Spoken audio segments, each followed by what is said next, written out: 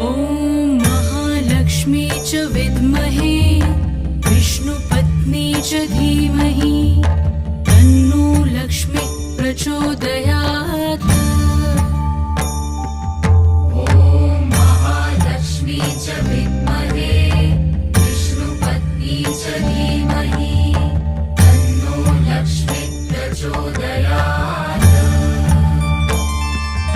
ॐ महालक्ष्मी च विद्महे विष्णुपत्नी च धीमहि